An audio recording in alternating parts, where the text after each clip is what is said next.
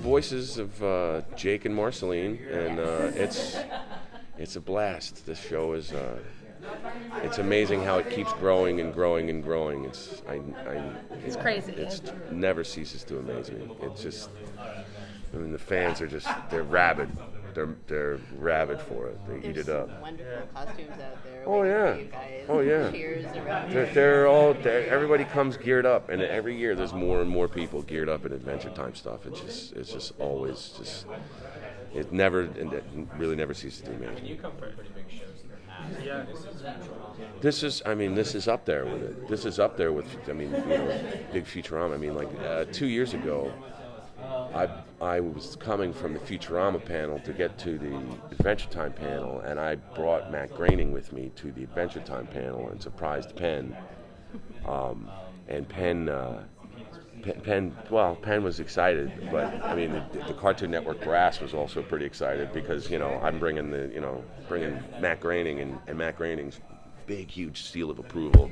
I mean, came on stage and was just like, I introduced him and the crowd went crazy, and he was like, remember that. Yeah, and he was like, next to Futurama, this is my favorite show on television, and it was crazy. It was crazy. I was actually waiting backstage, and then you went out with Matt, and everyone was going insane. They were talking for like 20 minutes, and everyone was going wild, and I'm just kind of waiting back there. I'm like, I think they forgot about me.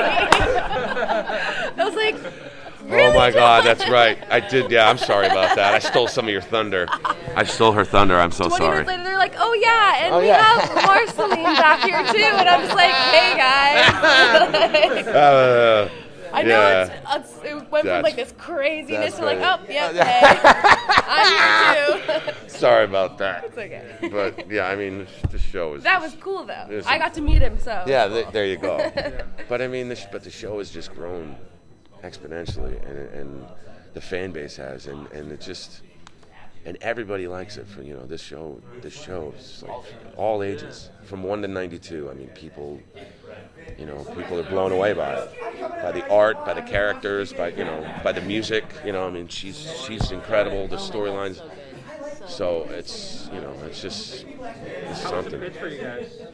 How was the pitch to you guys? I did the pilot.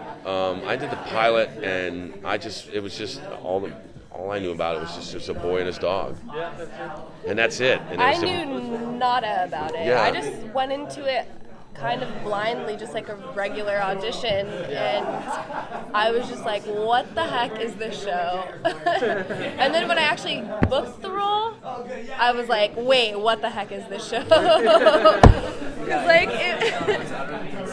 yeah. That there's no way this show can take off when it first got started because it's so insane. I think when we first started doing like the first episodes, I said this is either going to be huge or people aren't going to get it, and thankfully they got it and they loved it. So I'm happy and I'm thankful. What I didn't get when I was reading the script. Yeah, I'm totally in concert with what she just said. Like it confused me. I was completely mad geniuses. Yeah, I mean, totally mad professors and mad geniuses and mad scientists writing this stuff, and the world they created, and I was just really in the dark at first, and then it was just like, oh, okay, all right, now I finally get it. And now what does it mean to you? It's a boy and his dog. What did you get? Boy and his dog. That's all it is. Boy and his dog in an imaginary world. I'm thinking like somebody once said to me that it's a boy who's in a coma and his dog is by his bedside, and what the show is the world that he's created in his mind in the coma, and the dog is just there with him. And that's what I go with in my mind, even though it's probably not it. It works for me from a like a character standpoint, and from a to view the world, the land of Oo.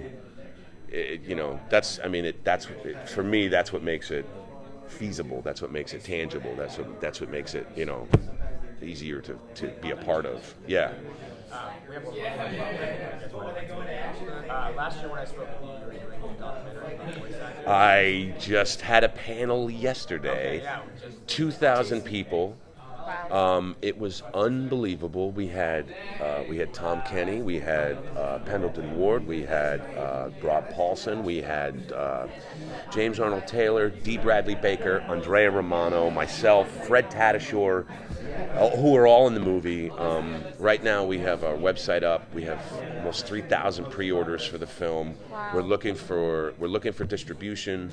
And the film is done, complete. I'm wearing a shirt right now. I know that voice. And go to. Oh, thank you very I much. literally Yeah, said I that know when that. I met you. I was like, you sound so familiar. I didn't say anything because I was like, That's- what? And then you came in that's the funny. Futurama hat, and it was like, Ah,